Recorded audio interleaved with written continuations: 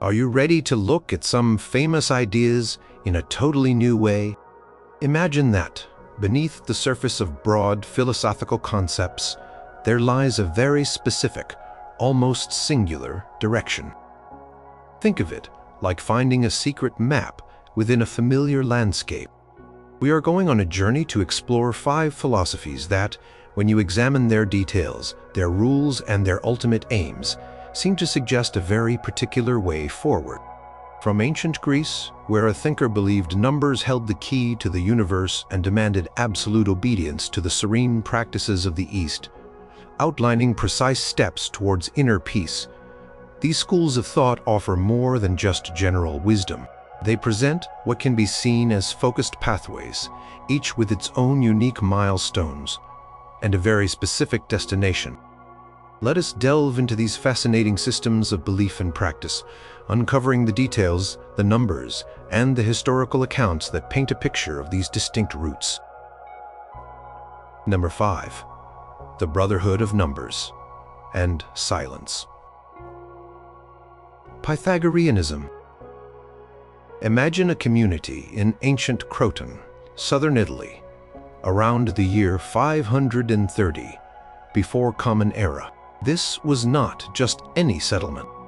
It was the heart of a movement led by a man named Pythagoras of Samos. Pythagoras, born on the Greek island of Samos around 570 before Common Era, is a figure shrouded in as much legend as verifiable fact. Accounts from later writers like Porphyry and Iamblichus, writing centuries after his death, paint him as a near-divine figure, performing miracles and possessing profound wisdom, possibly gleaned from travels to Egypt and Babylon. While separating myth from history is challenging, the impact of the society he founded is undeniable. This society, often called the Pythagorean brotherhood, was more than a school of philosophy. It was a way of life, a religious order, and a political force, all built around a core belief. That reality itself is fundamentally magical in nature. The entry into this inner circle was not a casual affair.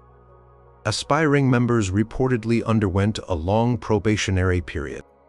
Some accounts suggest this period could last up to 5 years, during which initiates were expected to maintain complete silence. Imagine the discipline required, listening and absorbing the teachings without uttering a word for half a decade. This silence was not merely an exercise in self-control. It was believed to foster introspection and a deeper receptivity to the esoteric doctrines of the school. Only those who successfully navigated this period of silent observation were admitted as full members, known as the mathematikoi, or learners. These were the individuals privy to the deeper philosophical and mathematical teachings, including the master's unwritten wisdom. Those who did not complete this, or perhaps were at an earlier stage, were known as the akousmatikoi, or listeners, who followed the akousmata, symbolic sayings and rules for daily life. The lifestyle within the Pythagorean community was highly structured and ascetic. There were strict dietary rules. One of the most famous, and perhaps perplexing, was the prohibition against eating beans. The reasons for this are debated by scholars. Some suggest it was due to a belief that beans contain the souls of the dead. Others point to practical concerns like favism, a genetic condition exacerbated by fava. Beans are even more symbolic interpretations. Being disruptive to a contemplative life. Members also reportedly wore simple white linen clothing and practiced communal living, sharing their possessions. Daily routines were said to involve solitary walks for contemplation at dawn study, communal meals taken in silence or with sacred readings, and exercises for memory and self-examination before sleep. This meticulously ordered existence was designed to purify the soul and bring it into harmony with the ordered cosmos. At the heart of Pythagoreanism lay the belief that numbers were the arche, the fundamental principle or substance of all things. 10, for example, was a sacred number represented by the tetractys, a triangular figure composed of 10 points arranged in 4 rows. 1, 2, 3, and 4. Tetracties symbolized the organization of space and the cosmos, encompassing fundamental musical harmonies like the octave 2-1 ratio, the fifth 3, 2, and the fourth 4, 3, which Pythagoras or his followers are credited with discovering through experiments with vibrating strings. This discovery that musical intervals could be expressed as numerical ratios was a profound revelation, suggesting that the harmony and order of the universe itself were mathematical. Pythagoreans extended this numerical understanding to everything. Justice was associated with the number 4, the first square number after 1, or 9. Marriage with 5, the sum of the first even and first odd numbers, 2 and 3, excluding 1, or the union of male 3 and female 2. The entire universe was a cosmos, an ordered and harmonious whole, and the goal of the Pythagorean way of life was to understand this order and live in accordance with it. Another central tenet was metempsychosis, the transmigration of souls. Pythagoreans believed that the soul was immortal and after death would be reincarnated into another body, human or animal, based on the purity of its previous life. The ultimate aim of the Pythagorean path was to purify the soul through virtuous living, intellectual contemplation of mathematical and cosmic order, and adherence to the strict rules of the community, thereby escaping the cycle of rebirth and achieving a union with the divine or cosmic principle. This purification involved not just physical asceticism, but also intellectual and spiritual discipline. Music, for instance, was not just for entertainment. Specific melodies were used for soul adjusting to calm passions or energize the mind, aligning the individual soul with the music of the spheres, an idea that the planets in their orbits produced an inaudible harmony. The exclusivity of the group and its esoteric teachings naturally created an aura of secrecy. Knowledge was carefully guarded and revealed in stages. This was not a philosophy to be casually debated in the marketplace. It was a sacred tradition to be lived and experienced within a committed community following a very specific regimen. Political involvement of the Pythagoreans in Croton and other Magna Graecian cities also led to conflict. Their aristocratic leanings and attempts to impose their ordered, hierarchical vision on society eventually provoked a violent backlash around 450 before Common Era, leading to the dispersal of the communities. However, Pythagorean ideas continue to influence Western thought for centuries, notably Plato. The path laid out by Pythagoras and his followers was undeniably singular in its demands and its vision. It required a radical break from ordinary life, a commitment to a highly regulated communal existence, years of silent obedience for some specialized intellectual pursuits, focusing on mathematics and music as keys to cosmic truth. The goal was not simply a good life in the worldly sense, but the liberation of the soul from the cycle of reincarnation achieved by attuning oneself to the mathematical harmony of the universe through this very particular way of being. The structure of the school, with its clear distinction between the probationary listeners and the initiated learners, further gusks the idea of a progressive, guided journey along a well-defined track, accessible in its fullness only to the dedicated few who could meet its rigorous demands. The sheer number of rules, the akusmata, which governed even minute aspects of daily behavior, how to put on one's shoes, how to stir the fire, not to step over a crossbar, point to a life where every action was to be imbued with symbolic harmony. Number 4. The 8 rungs to stillness. Patanjali's Yoga Sutras. Deep within the rich tapestry of Indian philosophical traditions, there exists a text, concise yet profoundly influential, known as the Yoga Sutras of Patanjali. Composed sometime between 500 before Common Era and 400 Common Era. Scholars debate the exact dating. This collection of 196 aphorisms or sutras serves as the foundational text of Raja Yoga, the yoga of meditation. Patanjali, The attributed author is himself an enigmatic figure. Some traditions identify him with the famous grammarian of the same name, while others see him as a distinct sage. Regardless of the author's precise identity, the Yoga Sutras present a systematic and highly structured approach to achieving a state of spiritual liberation. The very first sutra sets the stage, Atha Yoga Anushasam, meaning now the exposition of yoga. The second sutra defines the goal, Yoga's Chitta Vritti Nirodha. Translating to yoga is the stilling of the modifications of the mind.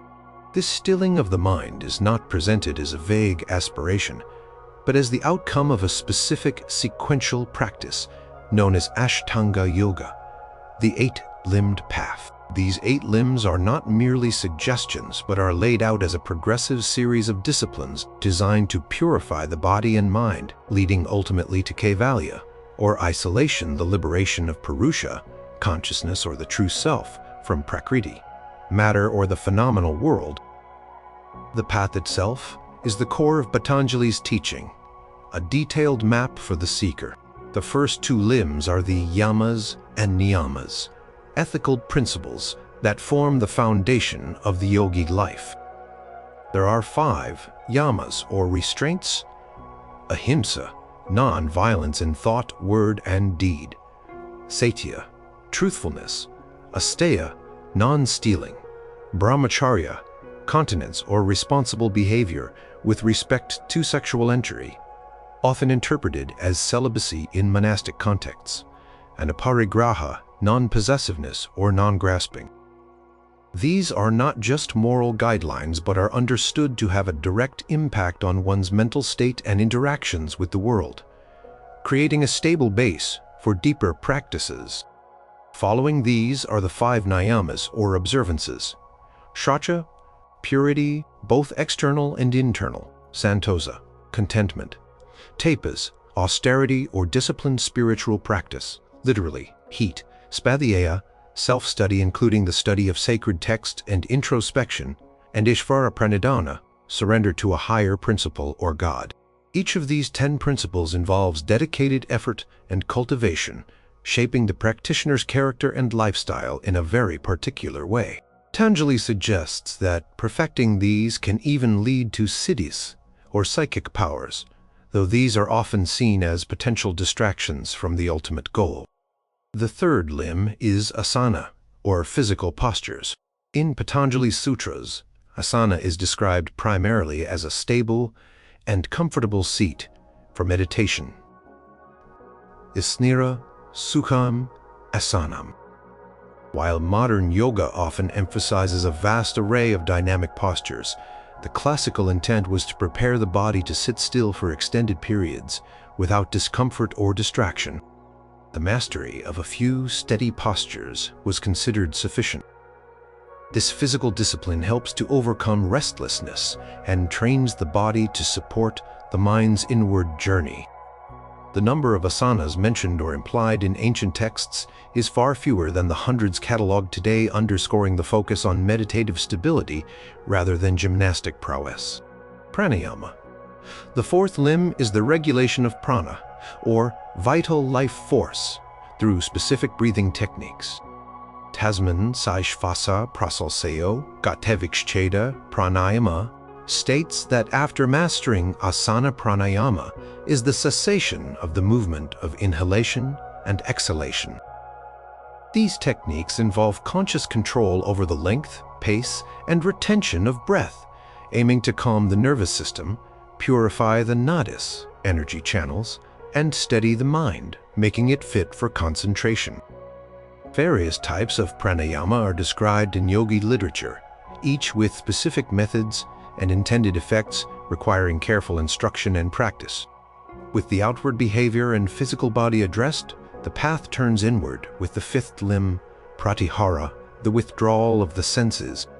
This is the conscious effort to detach the mind from the external world and the sensory inputs that constantly pull it outwards. It is likened to a tortoise withdrawing its limbs into its shell. Pratyahara forms the bridge between the external practices, Bahiranga Yoga of yama, niyama, asana, and pranayama, and the internal practices, Antaranga Yoga, that follow. Mastering pratyahara means that the mind is no longer enslaved by the senses, allowing for deeper states of concentration. The final three limbs, dharana, dhyana, and samadhi, are often grouped together as samyama, representing the progressive stages of mental absorption.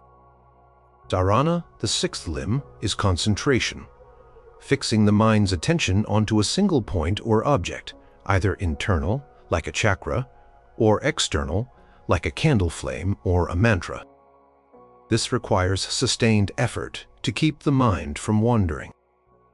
The ability to hold this focus for a period, say 12 seconds in some traditional counts, might mark the beginning of true dharana. When this concentration becomes effortless and continuous, it flows into dhyana, the seventh limb, which is meditation.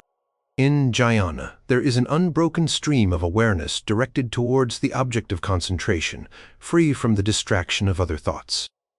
The distinction from dharana is one of intensity and continuity. The practitioner and the object of meditation remain distinct, but the connection is deep and uninterrupted.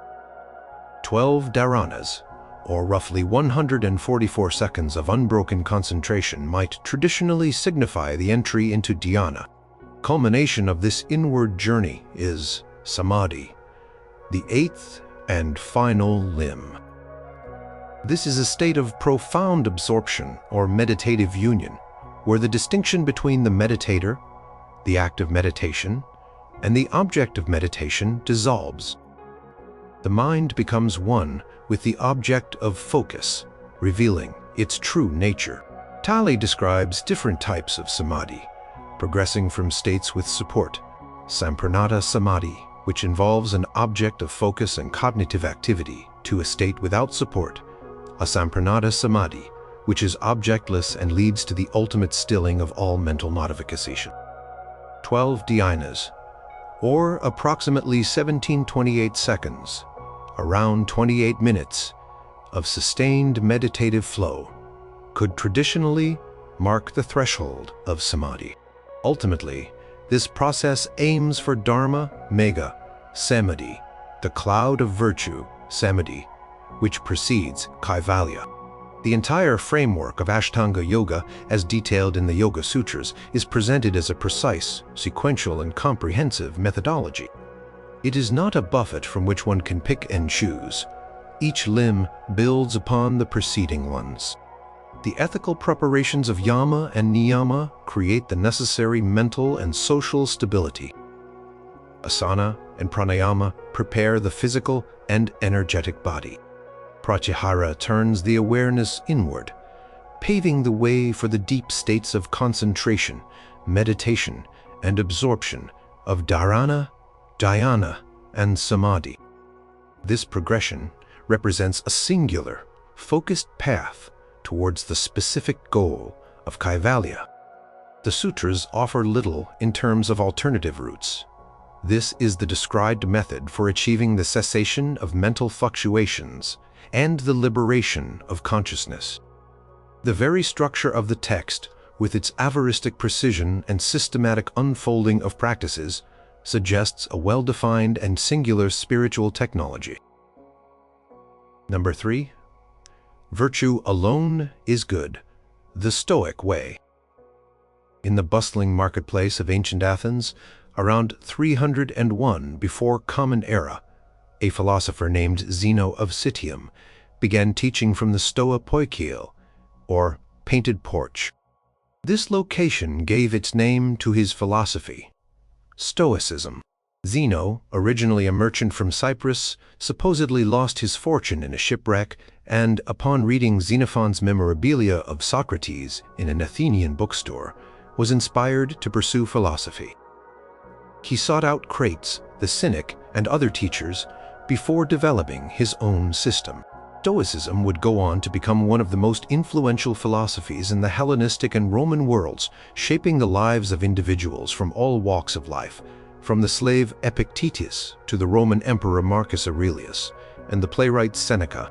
At its core, Stoicism proposed a distinctive path to eudaimonia, or human flourishing, a path defined by virtue and living in accordance with nature.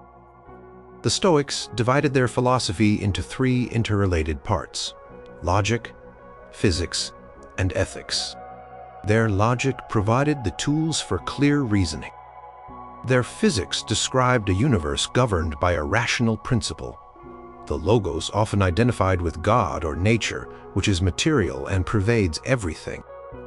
Their ethics, which is what Stoicism is most remembered for today, provided a guide to living a good life within this rationally ordered cosmos. And it is in their ethics that a very particular way of life emerges. The central tenet of Stoic ethics is that virtue, specifically wisdom, justice, courage, and temperance, is the only true good. External things like health, wealth, reputation, pleasure, and even life itself are considered indifference. Adiaphora.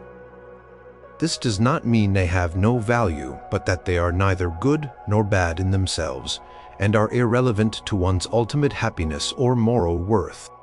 Sickness, poverty, or death cannot make a person bad or unhappy if they possess virtue. Conversely, health, wealth, and pleasure cannot make a person good or truly happy if they lack virtue. This radical claim sets Stoicism apart. Path to eudaimonia, therefore, lies solely in cultivating one's own character and acting virtuously regardless of external circumstances. Living in accordance with nature. Another key Stoic directive means living in accordance with reason, both one's own human reason and the universal logos that governs the cosmos. This involves understanding what is within our control and what is not. According to Epictetus, a former slave who became a renowned Stoic teacher around the late 1st and early 2nd century Common Era, the only things truly within our control are our own thoughts, judgments, desires, and actions, our inner world. Everything else, including our body possessions, reputation, and what happens to us, is outside our control and should be accepted with equanimity. The Stoic sage, the ideal wise person, is therefore immune to suffering because they only desire what is within their power, to be virtuous, and are indifferent to what is not. This requires a specific kind of mental discipline. Stoics developed various practical exercises to cultivate this inner resilience. One such practice was premeditatio malorum, the premeditation of evils. This involved regularly imagining potential misfortunes, losing one's possessions, facing illness, the death of loved ones, not to be morbid, but to mentally prepare for them and diminish their power to disturb one's peace of mind if they should occur. Another practice was the view from above, contemplating the world from a cosmic perspective to see one's own concerns in a larger context, thereby reducing their apparent importance. Daily self-examination was also crucial, reviewing one's actions, thoughts, and emotional responses to see where one acted in accordance with Stoic principles and where one erred. Marcus Aurelius's Meditations, written during his campaigns as emperor in the late 2nd century Common Era, is a personal record of such reflections and self-admonitions. The Stoic path is one of rigorous self-mastery. It demands constant vigilance over one's judgments and impressions. The goal is apatheia, often mistranslated as apathy, but more accurately meaning a state of freedom from disturbing passions or emotions like anger, fear, and excessive desire. These passions, the Stoics believed, arise from false judgments about what is good and bad. For example, fearing death comes from the false judgment that death is an evil rather than a natural and indifferent event. By correcting these judgments through reason, one can achieve inner tranquility and act virtuously.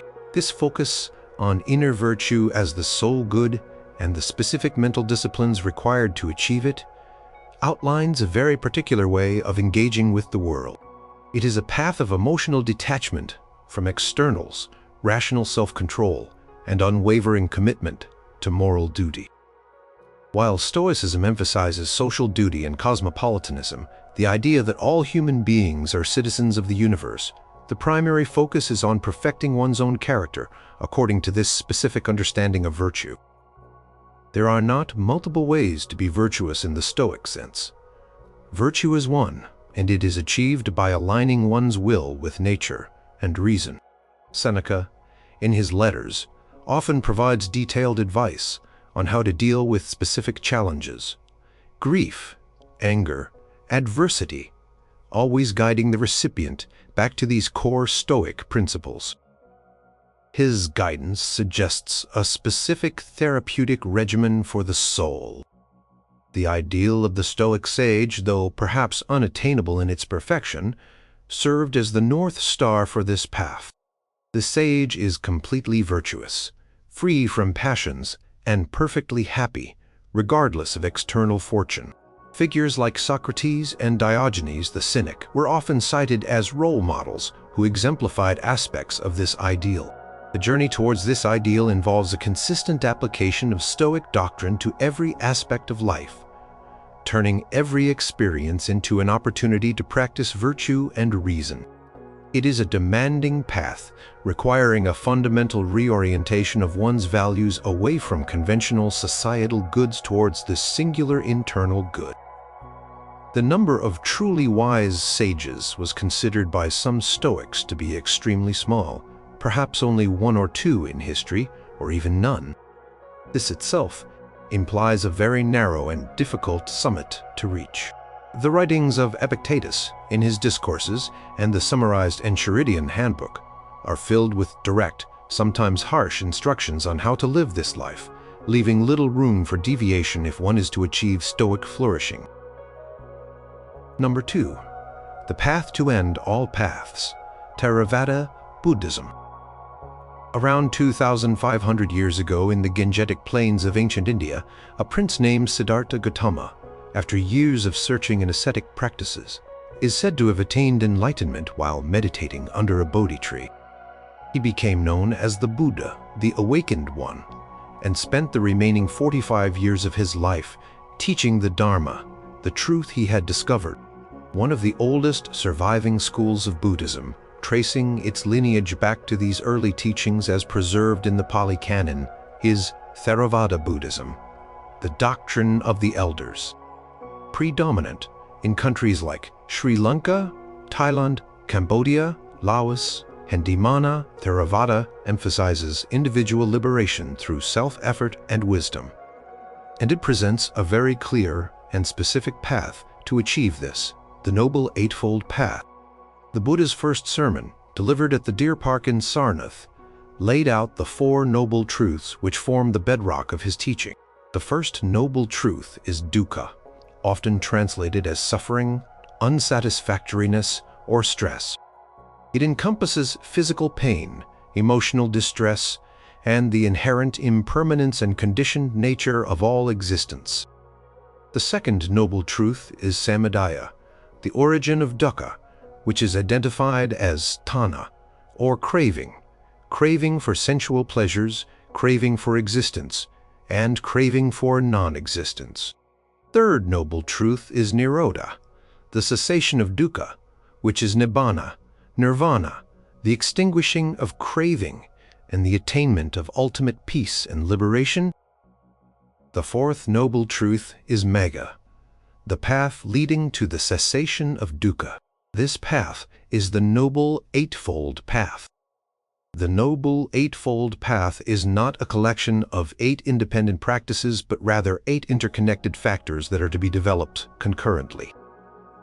It is often grouped into 3 divisions: wisdom, panna; ethical conduct, sila; and mental discipline, samadhi. This path is presented not as one option among many, but as the way to enlightenment within this tradition. The wisdom division includes right understanding, samadhithi, and right thought, sammasankappa. Right understanding involves comprehending the 4 noble truths, the nature of karma, volitional action and its consequences, the principle of dependent origination, the interconnectedness of all phenomena, and the three marks of existence, impermanence, suffering, and non-self. It is the cognitive foundation of the path. Right thought means cultivating thoughts free from lust, ill will, and cruelty, thoughts of renunciation, loving-kindness, and harmlessness. The ethical conduct division comprises right speech, samavaka, right action, sama kamanta, and right livelihood, sama agiva. Right speech means abstaining from lying, divisive speech, harsh speech, and idle chatter. Instead, one should speak truthfully, harmoniously, gently, and meaningfully. Right action involves refraining from killing, stealing, and sexual misconduct. These are often encapsulated in the 5 precepts, basic ethical guidelines for lay followers to refrain from killing, stealing, sexual misconduct, false speech, and intoxicants that cloud the mind. Right livelihood means earning a living in a way that does not harm oneself or others, avoiding occupations that involve exploitation, deceit, or the trade in weapons, living beings, meat, intoxicants, or poisons. For monastics, this means living on alms. The mental discipline division consists of right effort, samavayama, right mindfulness, samasati, and right concentration, samasamadhi. Right effort is the active will to prevent unwholesome states of mind from arising, to overcome unwholesome states that have already arisen, to cultivate wholesome states of mind, and to maintain wholesome states that have arisen. This involves a sustained, fourfold exertion. Right mindfulness is the practice of developing bare awareness of phenomena as they arise, without judgment or attachment.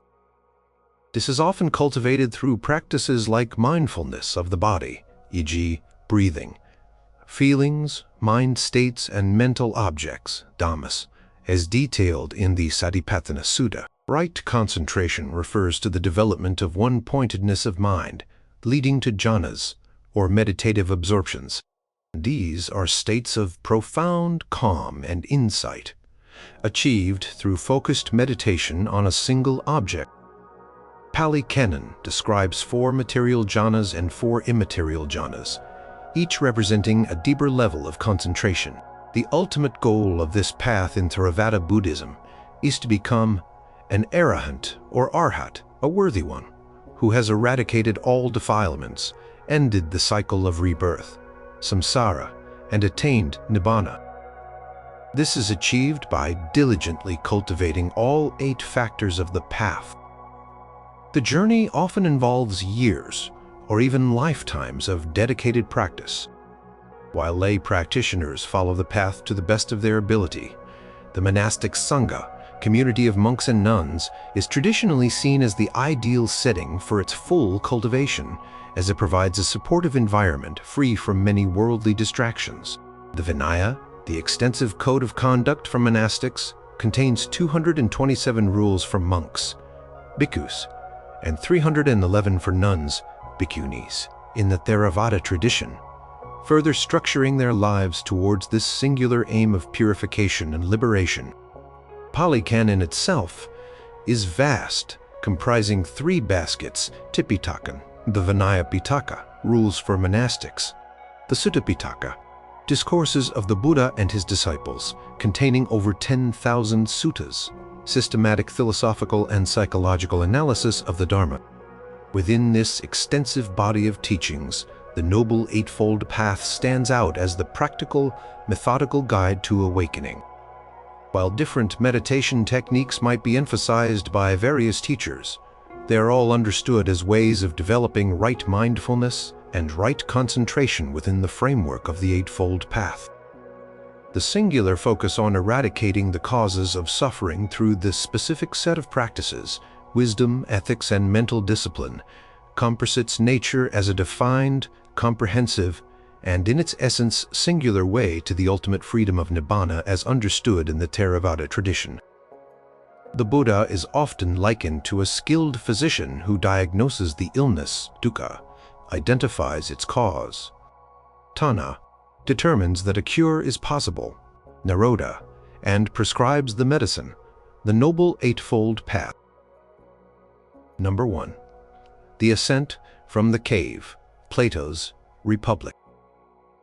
In the heart of ancient Athens, a city brimming with intellectual ferment, Plato, circa 428 to 348 before Common Era, a student of Socrates and teacher of Aristotle, established his academy around 387 before Common Era. This institution, often considered the first university in Europe, was dedicated to philosophical and scientific inquiry.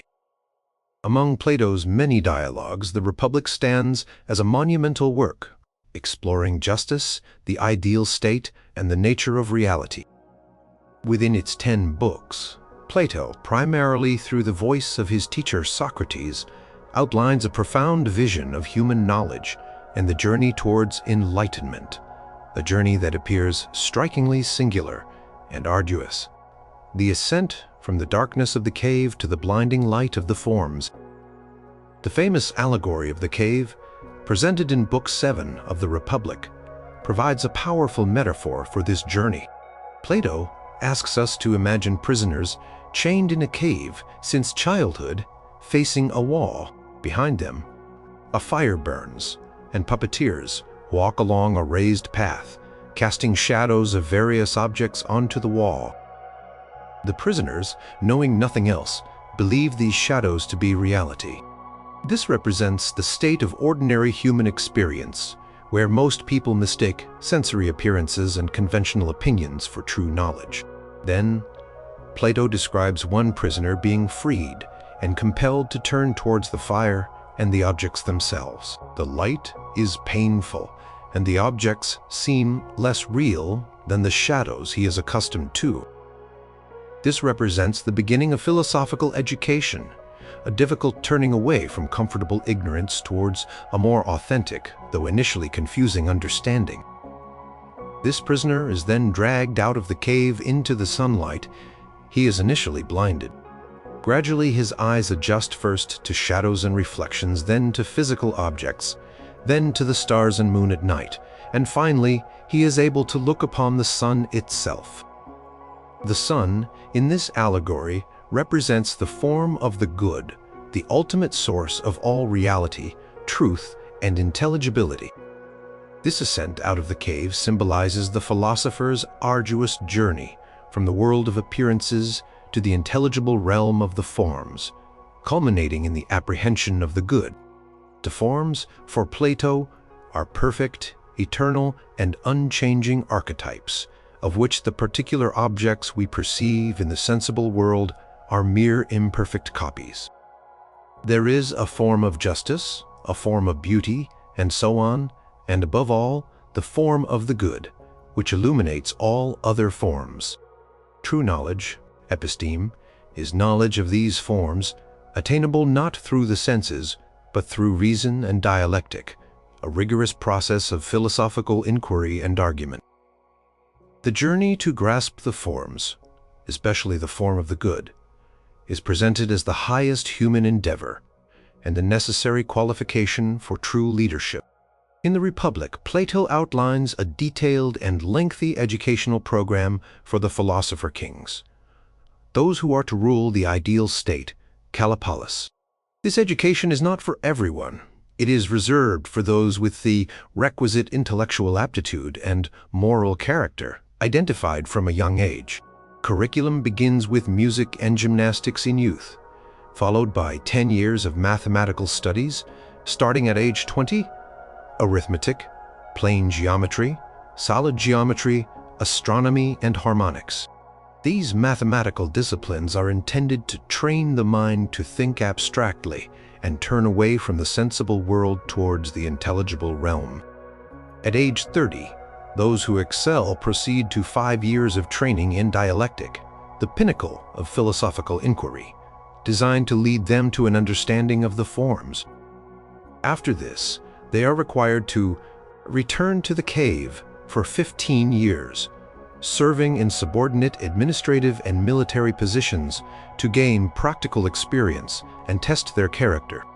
Only at age 50, if they have proven themselves capable and virtuous, are they deemed fit to become philosopher rulers, spending their time in contemplation of the form of the good and governing the city accordingly. This entire educational system is remarkably specific and hierarchical. It describes a singular path of intellectual and moral development, spanning decades, with clearly defined stages and a very specific curriculum. The goal is not simply to acquire information, but to transform the soul, to turn it from darkness to light, enabling it to grasp ultimate truth. The number of individuals capable of completing this rigorous journey is implied to be very small. Plato himself, through Socrates, acknowledges the difficulty and rarity of such natures.